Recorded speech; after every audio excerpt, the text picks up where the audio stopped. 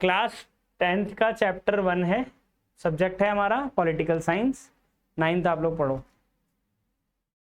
हम ऑलरेडी पढ़ चुके हैं, इसको मैं शॉर्ट में रिवीजन दे रहा हूं ताकि आप लोग भी डिस्कस कर लें। हाँ, एकदम फोकस होके पढ़ना, इसलिए क्योंकि मैं एक झटके में पूछूंगा आपसे, बीच में से किसी से भी उठवा के पूछ लूंगा, तो तैयार रहना उस आंसर के लिए। ठीक है जी, ठीक है। पावर शेयरिंग का बिल्कुल ठीक मतलब बताया इस गुड़िया ने कि हम अपनी पावर को, एक पावर को हम क्या करते हैं, एक से ज्यादा लोगों में डिस्ट्रीब्यूट कर देते हैं, बांट देते हैं। ठीक है, इसी को पावर शेयरिंग कहा जाता है। ये पावर शेयरिंग का एग्जाम्पल ज्यादातर हमें एक डेमोक्रेटिक या लोकतांत्रिक देश में दिखाई देता है, जहां पर सरकार और उसके अंगों में यानी गवर्नमेंट और उसके ऑर्गन्स में हम पावर को डिस्ट्रीब्यूट करते हैं। मैं ऑलरेडी पढ़ा चुका हूं, जैसे हमने इंडिया के अंदर 3 ऑर्गन्स हैं, कौन कौन से, लेजिस्लेचर, एग्जीक्यूटिव एंड जुडिशरी। इन तीनों के बीच में हमने पावर को डिस्ट्रीब्यूट किया है। लेजिस्लेचर का काम क्या है, to make law and order and make policies, है ना, नीतियों को बनाना और कानून का निर्माण करना। इसके बाद हम जाते हैं एग्जीक्यूटिव के पास, जो सरकार, जो विधायिका यानी लेजिस्लेचर ने जो भी लॉ एंड ऑर्डर मेंटेन बनाए हैं या फिर पॉलिसीज बनाई हैं, उन सभी को एग्जीक्यूट कौन करेगा, एग्जीक्यूटिव करती है, यानी लागू करने का काम किसका है, एग्जीक्यूटिव का है। और लागू करने में कोई कोताही ना हो, इसको कौन निगरानी करता है, इसके ऊपर जुडिशरी करता है। अब सवाल यह है कि तीनों एक दूसरे को कैसे देखते हैं, तो जुडिशरी की अपॉइंटमेंट कौन करता है, जितने भी जजेस वगैरह होते हैं, तो वो पार्लियामेंट के थ्रू की जाती है ना। यानी तीनों के पास क्या है, एक दूसरे को रिव्यू करने की पावर है। तीनों को तो नहीं है, बट लेजिस्लेचर और एग्जीक्यूटिव को तो, लेजिस्लेचर और जुडिशरी को तो है। ठीक है भाई, इसमें कोई डाउट है? चलो अब आगे चलते हैं। इसी को चेक एंड बैलेंस कहा जाता है। ठीक है, अब हमारे पास 2 कंट्रीज के एग्जांपल थे जहां पे कॉन्फ्लिक्ट हुए और उनका सॉल्यूशन निकाला गया, लेकिन इन सब में एक चीज बहुत कॉमन है, हर देश के अंदर एक चीज होती है, दैट इज डाइवर्सिटी, विविधता। मतलब कोई भी दुनिया का ऐसा एक देश उठा लो जहां पर आपको एक धर्म, एक जाति, एक संप्रदाय के लोग नहीं दिखेंगे, एक कल्चर के लोग नहीं दिखेंगे। हर देश में डिफरेंट डिफरेंट रिलीजन होंगे, डिफरेंट डिफरेंट कल्चर्स होंगे, डिफरेंट डिफरेंट लैंग्वेज होंगे, बेटा होंगी ना। लगभग ऐसे ही हैं सारे देश, मिलजुली खिचड़ी होती है। ठीक है, तो उसमें से एक देश था हमारा बेल्जियम और दूसरा देश था हमारा Sri Lanka. India is also a diverse country, है ना। इंडिया में 4-5 मेजर धर्म बताओ कौन कौन से हैं, हिंदू, मुस्लिम, सिख, ईसाई, बुद्धिस्ट, जैनिस्ट, है ना, बहुत सारे हैं। लैंग्वेज भी है, कल्चर भी सबके डिफरेंट है, भाषाएं भी सबकी डिफरेंट डिफरेंट है ना। हमारा टॉपिक क्या है, बेल्जियम और श्रीलंका का एग्जाम्पल लेते हुए इंडिया में उस चीज को ढूंढना। ठीक है भाई, हम इंडियन हैं तो हमारा हर चीज में हमें क्या देखना है, पढ़ना हमें बाहर का है, लेकिन उसको हमें कहाँ अप्लाई करना है, इंडिया को भी देखते हुए करना है। ठीक है, चलते हैं। सबसे पहले बेल्जियम हमारे सामने सक्सेसफुल एग्जाम्पल था और श्रीलंका हमारे सामने फेलियर यानी सबसे वाहियात या खराब एग्जाम्पल के तौर पर आया था। इन दोनों ने ही डाइवर्सिटी को कैसे हैंडल किया ये हम समझते हैं। ठीक है, सबसे पहले ये बेल्जियम है। जो बेल्जियम था ये 2 रीजन में डिवाइड था, पहला था फ्लेमिश और दूसरा था वेलोनिया। ठीक है, फ्लेमिश रीजन में जो बोलने वाले लोग थे, भाषा के आधार पर यहाँ पे कॉन्फ्लिक्ट हुआ था, यहाँ पे जो स्ट्रगल हुआ, जो डिस्प्यूट हुआ था on the behalf of linguism. ठीक है, भाषा के आधार पर हुआ था। जो फ्लेमिश रीजन था वहां पर कौन सी भाषा बोलने वाले लोग थे, डच, बहुत बढ़िया। और वेलोनिया जो रीजन था उसमें फ्रेंच बोलने वाले लोग थे। और कितने परसेंट लोग डच थे, 59% डच थे। और फ्रेंच कितने परसेंट थे, बहुत बढ़िया, 40% थे। और 1% कौन थे बेटा, जर्मन स्पीकर्स थे, है ना, जो German speaking peoples. Is that clear? कोई डाउट है बेटा? 100% हमारा हो गया। अब सवाल ये था कि इसमें मेजॉरिटी कौन थी। यहाँ पे 2 वर्ड आते हैं, मेजॉरिटी एंड माइनॉरिटी। मेजॉरिटी वो लोग जो नंबर में ज्यादा, माइनॉरिटी वो लोग जो नंबर में कम। हमारी क्लासरूम में मेजॉरिटी में लड़के हैं या लड़कियां हैं, तो लड़कियां ज्यादा हैं, बहुत अच्छी बात है। ठीक है, लड़कियों के लिए हमारे यहाँ स्पेशल डिस्काउंट भी रहता है, ठीक है ना। फिलहाल बोलने के लिए था। आगे टॉपिक पे आते हैं, मिलेगा जो आएंगे। और मेजॉरिटी में लड़कियां हैं, माइनॉरिटी में लड़के हैं, तो माइनॉरिटीज को क्या डर रहेगा कि मेजॉरिटी वाले लोग कहीं माइनॉरिटीज की बात को दबाए ना। और मेजॉरिटी क्या चाहेगा कि हम नंबर्स में ज्यादा हैं तो उस हिसाब से हमारे पास राइट्स भी ज्यादा होने चाहिए। ठीक है, डोमिनेंट हमारा रहना चाहिए। तो इसी पे यहीं से स्ट्रगल चालू हो जाता है। इंडिया में भी ऐसे ही होता है। तो फिलहाल बात ये होती है कि इसकी जो कैपिटल है वो क्या है, ब्रसेल्स कैपिटल है इसकी। ब्रसेल्स में उल्टा था, वहां पर फ्रेंच स्पीकर लोग ज्यादा थे और डच स्पीकर लोग कम थे, और जो कैपिटल में लोग रहते हैं वो बाकी स्टेट्स के मुकाबले उनकी इकोनॉमिक कंडीशन या रिसोर्सेज उनके पास ज्यादा अवेलेबल होते हैं। होता है ना, हमारे जो इंडिया के बैकवर्ड स्टेट्स है, मैं नाम नहीं लूंगा, उन बैकवर्ड स्टेट्स के मुकाबले दिल्ली के बच्चों के पास पढ़ने के ज्यादा साधन हैं, फैसिलिटीज हैं, चीजों की अवेलेबिलिटीज है, इकोनॉमिक कंडीशन भी ठीक है आप लोगों की, है ना। लेकिन अगर हम और पिछड़े इलाकों में जाते हैं तो वहां पे इन चीजों की बच्चों को बहुत दिक्कत होती है, समझ रहे हो। इसी वजह से यहाँ के बच्चों को ज्यादा अमीर कंसिडर किया जा सकता है या स्मार्ट कंसिडर किया जा सकता है, हो ना हो गारंटी नहीं है, ठीक है। तो ब्रसेल्स के जो लोग थे बेटा, वहां के लोगों में डिस्प्यूट था। अब इस डिस्प्यूट को कैसे इन्होंने रिजॉल्व करा, तो इन्होंने सबसे पहले रिजॉल्व करने का तरीका जो ढूंढा, इन्होंने अपने संविधान के अंदर बदलाव किया। अब उस बदलाव को हम क्या कहते हैं, जब हम संविधान में बदलाव करते हैं, दैट इज कॉन्स्टिट्यूशनल अमेंडमेंट, संविधान संशोधन या संवैधानिक संशोधन के तौर पर हम कहते हैं, ठीक है। तो जो संविधान संशोधन या अमेंडमेंट जो किया गया, उन्होंने सबसे पहले क्या करा, दो तरीके से अमेंडमेंट किया। पहला उन्होंने वर्टिकल करा और दूसरा हॉरिजॉन्टल किया, ठीक है। यहां पे दे रखा है, नहीं दिया, आगे वाली स्लाइड में होगा। चलो ये एग्जांपल आ गया हमारे सामने, और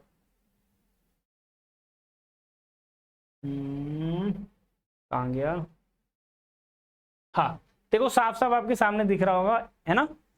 दो तरीके से उन्होंने डिवीजन किया था। पहला क्या किया था, हॉरिजॉन्टल किया था, जो मैं आपको ऑलरेडी बता चुका हूं। ऑर्गेन्स में हॉरिजॉन्टल मतलब इक्वल, सब एक दूसरे को क्या करेंगे, चेक एंड बैलेंस करेंगे, एक दूसरे पे निगरानी भी रखेंगे और एक दूसरे के ऊपर काम भी करेंगे, एक दूसरे के सपोर्ट में भी काम करेंगे, लेकिन एक दूसरे पे निगरानी भी रखेंगे। इधर है बेटा वर्टिकल, ठीक है। वर्टिकल मतलब ऊपर से नीचे या नीचे से ऊपर।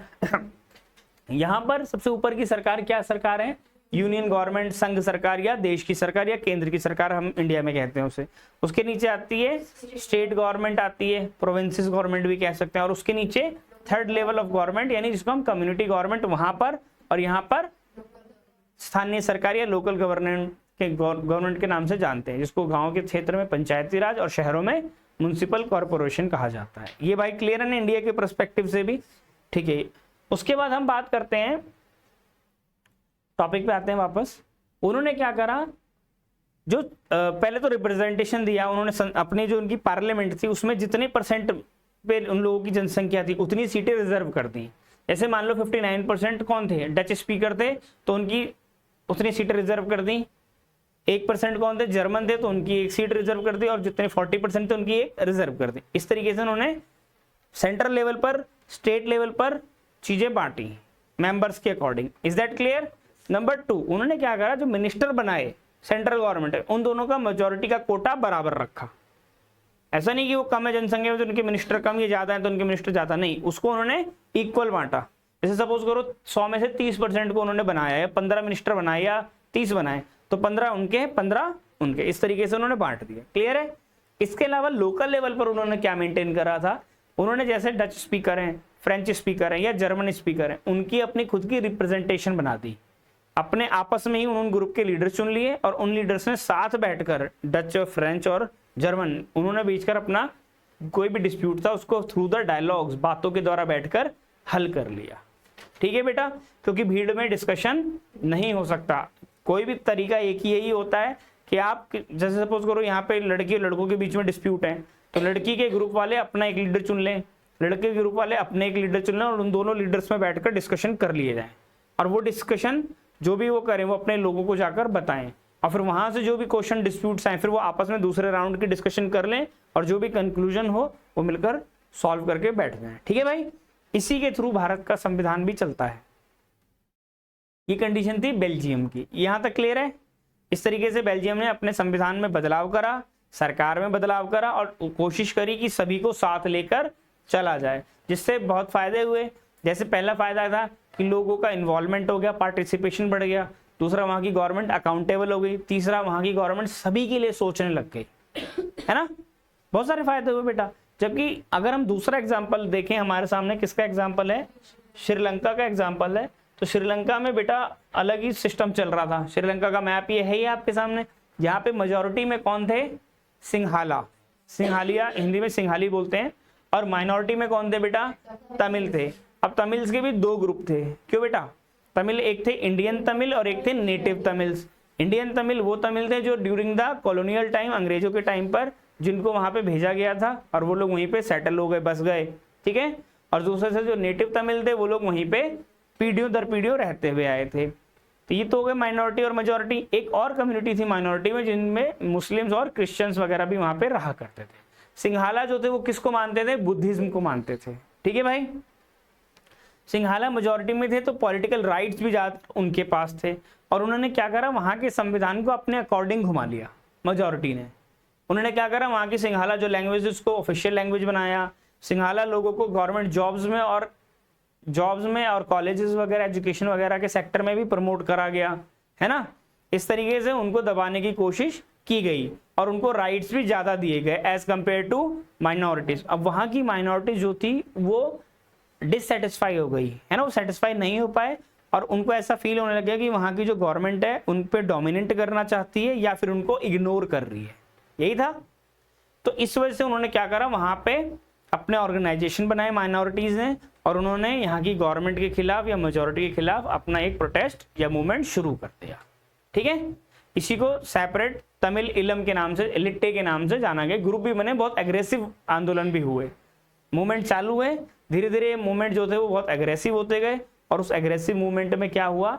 लोगों को मारा गया, पीटा गया, ठीक है। और यही धीरे धीरे दंगे बने। दंगे से ये क्या बन गया? सिविल वॉर का रूप लेता चला गया। वहां की गवर्नमेंट ने सिचुएशन को देखा, बट फिर भी वहां की गवर्नमेंट ने उन लोगों को अपने साथ लाने की बजाय उन लोगों को डोमिनेट करना या उनके ऊपर दबाना, उनको सरप्रेस करना शुरू करा, जिसकी वजह से क्या हुआ? यही आंदोलन और ज्यादा अग्रेसिव और वायलेंट हो गया, है ना। तो ये हमारे लिए बैड एग्जाम्पल के तौर पर आया। फिर वहां पे चीजें धीरे धीरे सुधारनी पड़ी, लोगों को लाया गया, डायलॉग्स किए गए, बैठा गया, बातें की गई और 2009 के बाद धीरे धीरे अब श्रीलंका अपने वापस ट्रैक पे आ रहा है। बट उस हिसाब से बहुत नुकसान हुआ था श्रीलंका। आज भी बहुत सारी वीडियोस पड़ी हुई हैं, यू कैन वॉच, ठीक है। उसका असर इंडिया पे भी पड़ा था। ये आपके सिलेबस का हिस्सा नहीं है बट मैं फिर भी आपको थोड़ा बताता हूँ। उसका असर इंडिया में पड़ा था। वहां के जो तमिलियंस लोग थे, जो इंडिया के तमिलियंस वहां पे बसे थे और यहाँ के इंडिया के तमिलनाडु के लोग, इन लोगों ने प्रेशर डाला था किसके ऊपर? Former prime minister Rajiv Gandhi के ऊपर। और राजीव गांधी ने यहाँ से फिर अपनी पीस कीपिंग फोर्स वहां भेजी थी, ठीक है, ताकि तमिलियंस को नुकसान ना हो और बचाया जा सके और आपस में इनकी बैठ के सिंघाला और उनके बीच में डिस्कशन करा जाए, ठीक है। उसके बाद बेटा आराम से पढ़ो आप, ठीक है। उसके बाद क्या किया गया? वहां की गवर्नमेंट ने यूनाइटेड नेशन की मदद से राजीव गांधी को बताया, मतलब कहा कि भाई आप हमारे इंटरनल मैटर में इंटरफेयर मत करो, ठीक है। फिर राजीव गांधी को वापस उस फोर्स को बुलाना पड़ा और फिर तमिलियंस लोग जो थे वो राजीव गांधी से चिढ़ गए, क्योंकि कितने ही तमिलियंस को मारा गया वहां पे, भाई बहुत लोग मारे गए वहां पे कसम से, ब्रूटल तरीके से, ठीक है। फिर क्या हुआ? इसकी वजह से ना तमिलियंस लोग गुस्सा हो गए थे, किससे? राजीव गांधी से। और जिसका असर ये रहा कि राजीव गांधी जब अपना टाइम 1985 में वो प्राइम मिनिस्टर बने थे after assassination of Indira Gandhi, Rajiv Gandhi ने 5 साल सरकार चलाई। फिर उसके बाद चुनाव में जा रहे थे वो, तो 1989 में साउथ की साइड में वहां पर उनकी एक चुनाव की रैली थी जहां पर उनको सुसाइड बॉम्बर ने माला पहनाकर उड़ा दिया था। तो राजीव गांधी की मतलब इतनी बुरी स्थिति हो गई थी बेटा कि बॉडी के टुकड़े टुकड़े बीने गए थे, इस लेवल से उनकी हत्या की गई थी। हालांकि बाद में लोगों को पकड़ा गया, लेकिन ये बहुत अलग तरीके का एग्जाम्पल था। तो वहाँ पे फिर लिट्टे ग्रुप का नाम आता है और ऐसा माना जाता है कि आज भी वो ग्रुप एक्टिव है और चीज़ें चला रहा है। अब जो भी है वो तो हमारे सिलेबस का हिस्सा नहीं है। फिलहाल हमारा टॉपिक क्या है? श्रीलंका का जो सिविल वॉर था उसको किस तरीके से हम देखते हैं, ठीक है, डेमोक्रेसी के हिसाब से। तो ये 2 डिस्प्यूट थे जो मैंने आपको पढ़ाए, ठीक है। यहाँ तक आपको सारा कॉन्सेप्ट क्लियर हुआ? कोई डाउट है? पक्का? देखो डाउट 2 ही लोगों को नहीं होते हैं, या तो टीचर बहुत अच्छा हो। अब तुम ऐसा मानते हो तो बता दो, सही में ऐसा मानते हो? नहीं मानते हैं ये ठीक है, हमारे सामने एग्जाम्पल मैंने बता दिया आपको। अच्छा अब सवाल ये है, ये इंपॉर्टेंट है, कि बेटा किस तरीके से इन्होंने सॉल्यूशन निकाला। तो मैंने आपको क्या बताया था, सॉल्यूशन निकालने का तरीका क्या था, जो डाइवर्सिटी थी बेटा उसको रिस्पेक्ट दिया जाए, दूसरे जो कम्युनिटी के लोग हैं, हर कम्युनिटी के लोग दूसरी कम्युनिटी के लोगों को रिस्पेक्ट दें, है ना, उनके कल्चर, उनकी लैंग्वेज, उनके रीजन के अकॉर्डिंग, तो चीज़ें ठीक रहें। जैसे अभी दिल्ली में एक हुआ है ना केस सुनने में आया कि कोई बिहार का एक डिलीवरी बॉय था, पांडव कुमार नाम का, तो उसको एक पुलिस कांस्टेबल ने सिर्फ बिहार से बोलने पर बिहारी कहकर गोली मार दी। 2 लड़के थे और उन दोनों की हत्या कर दी गई। मतलब एक तो बचा है, अभी इलाज चल रहा है उसका, बट एक को ऑन द स्पॉट मार दिया गया। सोचो, मारना एक नॉर्मल घटना है, मान लेते हैं जिस हिसाब से देखते हैं, लेकिन प्रशासन के लोग यानी रक्षक ही जब भक्षक बन जाएं तो सिस्टम कैसे चलेगा, आम आदमी का क्या होगा, एक नागरिक क्या ही करेगा। गवर्नमेंट आराम से बैठी हुई है। बिहार का एक नेता है जीतन राम मांझी, वो अलग से विवादित बयान दे रहा है। मतलब नेताओं को भी थोड़ा सोचना चाहिए कि अगर आम पब्लिक को इस तरीके से गवर्नमेंट के लोग ही मारने लग जाएंगे, प्रशासन के लोग ही मारने लग जाएंगे, तो चीज़ें कैसे चलेंगी। लेकिन हो रहा है। सोचो, हर आदमी चाहता है कुछ बेटर करना अपनी लाइफ में, ठीक है, जो भी है। इसके बाद बेटा इनइक्वालिटी की जो फीलिंग्स है उसको रिड्यूस किया जाए, है ना, एक तरीके से भाईचारा बढ़ावा दिया जाए, ठीक है, ब्रदरहुडनेस कह सकते हैं इसको। इसके अलावा सभी का पार्टिसिपेशन बढ़ाया जाए। अब पार्टिसिपेशन कैसे बढ़ेगा, लोगों को एजुकेट किया जाए, उनको एक्टिव किया जाए गवर्नेंस के अंदर हिस्सा लेने के लिए। इसलिए आप देखते होंगे आपके अगल बगल सिविल सोसाइटी के लोग, जैसे RWA के मेंबर, कोई NGO, कोई फाउंडेशन, ये सब एक्टिव की जा रही हैं ताकि गवर्नमेंट के साथ ये लोग मिलके चल सके। पहले होता था सरकार एक तरफ और आम जनता एक तरफ, इस तरीके से चलते थे, लेकिन अब कोशिश की जा रही है कि गवर्नमेंट कॉपरेशन की तरफ बढ़ रही है और जनता को भी थोड़े थोड़े राइट्स देकर एक साथ लेके आया जा रहा है, ठीक है। इसका एग्जाम्पल आप ले सकते हैं, जो आपके स्कूल की जो कमेटी बनती है, देखा है, इसमें कुछ पेरेंट्स होते हैं, कुछ गवर्नमेंट के लोग होते हैं, कुछ स्कूल के लोग होते हैं, कुछ सोशल वर्कर होते हैं, और सभी लोग मिलकर एक पूरी कमेटी बनती है और वो कमेटी स्कूल के वेलफेयर के लिए काम करती है। देखा है ना, उसको स्कूल मैनेजमेंट कमेटी कह सकते हैं। ऐसे हमारे अगल बगल के जो लोग होते हैं वो RWA बना लेते हैं, रेजिडेंशियल वेलफेयर एसोसिएशन, तो वो लगातार काम कराते हैं। जो बड़े बड़े जो डेवलप एरिया हैं उनमें ऐसे ही काम होता है, हमारे एरिया की मैं बात नहीं कर रहा, ठीक है। चलो, इसके अलावा बेटा यूनिटी वगैरह इन सब चीज़ों को तो इन्वॉल्व करा ही जाएगा। इस तरीके से चीज़ें सुधारी गई, ठीक है। Why do we need power sharing, क्यों डिजायरेबल है, क्यों ज़रूरत है, क्यों आवश्यक है, सच पॉइंट्स ये बहुत इंपॉर्टेंट है। ये आपको ऑलरेडी मीनिंग लिखना है। इसके 2 रीज़न हो सकते हैं, एक प्रैक्टिकल रीज़न है, व्यवहारिक रीज़न है, और दूसरा मोरल रीज़न है। हम डिस्कस कर चुके हैं इसको पहले भी, तो ज़्यादा डीप में नहीं जाएंगे, डायरेक्ट मैं बताऊंगा। बेटा पावर शेयरिंग होगी तो जिसकी वजह से कॉन्फ्लिक्ट्स क्या होंगे, रिड्यूस होंगे, सभी को राइट्स मिलेगा, सभी का इन्वॉल्वमेंट गवर्नमेंट के अंदर बढ़ेगा, ठीक है। नंबर 2 है, इससे क्या होगा, स्टेबिलिटी आ जाएगी, ठीक है, स्टेबिलिटी प्रमोट होगी, जिससे क्या होगा, सभी लोग एक साथ मिलकर, समाज के साथ मिलकर, सरकार के साथ मिलकर एक साथ वो चलेंगे, ठीक है। नेक्स्ट क्या है, डिफरेंट ओपिनियंस और व्यूज मिलते हैं, सभी लोग अपोजिट व्यूज जब एक साथ डिस्कस होंगे तो उसमें जो बेस्ट रिजल्ट होगा हम उसको लागू करते हैं, है ना, सरकार के तौर पर। तो सरकार के लिए बहुत फायदा होता है डिसीजन लेने में। इसके अलावा पावर शेयरिंग से जो गवर्नमेंट होती है वो काफ़ी ज़्यादा इफेक्टिव हो जाती है ना, क्योंकि वो लोगों के बीच में से निकल कर आती है, लोगों के बीच में से, हम में से, तुम में से अगर किसी को मैं नेता बना दूं टिकट देके और चुनाव लड़के वो जीत जाए, तो फिर हमारे बीच में से निकल के आ रहा है ना। तो जब लोग हमारे बीच में से निकल कर आते हैं और सदन में पहुंचकर वहां पे एक आम आदमी की आवाज़ उठाते हैं, तो एक बहुत बेटर रिजल्ट के तौर पर लोगों के बीच में दिखता है। क्योंकि वही व्यक्ति जो आप, अब जैसे बारिश आएगी, जगह जगह पानी जमा होगा, अब एक व्यक्ति वही इस पानी की प्रॉब्लम को समझ सकता है जो पैदल रोड पे चलता हो, और जो नेताजी वाइट गाड़ी में वाइट कपड़े पहन के चमकते हुए चल रहे हैं, तो उन्हें मेरे हिसाब से शायद इस चीज का अंदाजा नहीं होगा कि आम आदमी को बारिश के मौसम में कितनी दिक्कतों का सामना करना पड़ता है, ठीक है ना। तो इस चीज का असली समाधान कौन निकाल सकता है, जो व्यक्ति उस रोड पे पैदल चलता हो, है ना, और जिसने इन समस्याओं को फ्रंट से खुद समझा हो और देखा हो और महसूस किया हो, वही समाधान निकालेगा। कोई VIP रूट पे चलने वाले लोगों को इन सारी समस्याओं का ना तो कोई लेना है और ना ही इन चीज़ों से कोई लेना देना है। समझ में आ गई बात, ठीक है जी। इसके अलावा डाइवर्सिटी की रिस्पेक्ट करनी चाहिए, मैंने आपको ऑलरेडी बता दिया। सामने वाले के लिए अगर आप सामने वाले को जो दोगे रिटर्न में आपको वही मिलेगा। आप रिस्पेक्ट देंगे तो रिस्पेक्ट मिलेगी, आप गाली देंगे तो आपको पता ना क्या मिलेगा, ठीक है। इसके अलावा जस्टिस इंश्योर हो जाता है बेटा, जब एक नीचे तबके का आदमी जब आप गवर्नमेंट में इन्वॉल्व कर लेते हैं, है ना। हमारे रोड पे बैठा हुआ एक जो मांगने वाला है बेचारा, जो भी है, एक आम मजदूर है, आप जब उसको वोटिंग राइट्स दे देते हैं तो यानी समझ लेना 4.5 साल उसे वैल्यू मिले ना मिले, लेकिन जो चुनाव के जो 5-6 महीने होते हैं, उस रोड पे लकड़ी बीनने वाले, लकड़ी जलाने वाले तक को नेता उसके पैर चाटने पहुंच जाते हैं, क्योंकि वहां पे अब उसकी वैल्यू क्यों बढ़ जा रही है, क्योंकि उसको क्या देना है, भविष्य बनाना है भारत का वोट देकर, ठीक है।